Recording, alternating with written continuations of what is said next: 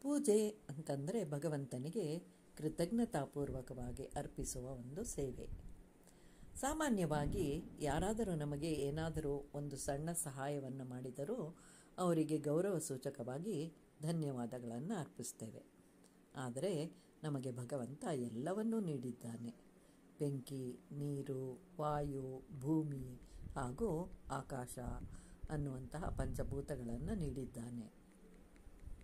ನಮಗೆ ಉಸಿರಾಡಲು ಗಾಳಿ, ಕುಡಿಯಲು ನೀರು, ಆಹಾರವನ್ನು ತಯಾರಿಸಲು ಬೆಂಕಿಯು ಸಹಾಯಕ.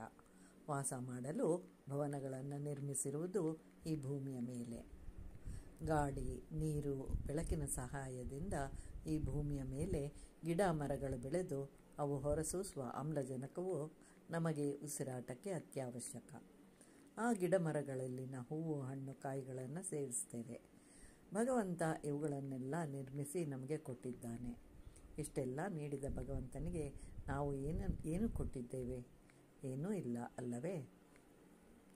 ಭಗವಂತನಿಗೆ ಅವನೇ ಸೃಷ್ಟಿಸಿರುವ ಹೂವು, ಹಣ್ಣು, ಎಲೆಗಳನ್ನು ಸಮರ್ಪಿಸಿ ಧನ್ಯವಾದಗಳನ್ನು ತಿಳಿಸುವುದು ನಮ್ಮ ಧರ್ಮ. ಭಗವದ್ಗೀತೆಯಲ್ಲಿಯೂ ಶ್ರೀಕೃಷ್ಣ ಪತ್ರಂ ಫಲಂ ಪುಷ್ಪಂ ತೋಯಂ ಅಂತ ಹೇಳಿದ್ದಾನೆ. ಅಂದರೆ ಭಗವಂತನಿಗಾಗಿ ಸ್ವಲ್ಪ ನೀರು, ಹೂವು, ಹಣ್ಣನ್ನು, ನೀರನ್ನು ಸಮರ್ಪಿಸಿದರೂ ಸುಪ್ರೀತನಾಗಿ ಬೇಡಿದ್ದನ್ನು ಕೊಡ್ತೇನೆ ಅಂತ ಹೇಳಿದ್ದಾನೆ. ಪ್ರತಿದಿನ ಬೆಳಿಗ್ಗೆ ಎದ್ದು ಒಂದು ಕ್ಷಣ ನೆಮ್ಮದಿಯಿಂದ ನಮಸ್ಕರಿಸಿದರೂ ಸಾಕು, ಸಂತೃಪ್ತಿಗೊಳ್ತಾನೆ. ಇಲ್ಲವಾದರೆ ಕೃತಜ್ಞರಾಗುತ್ತೇವೆ.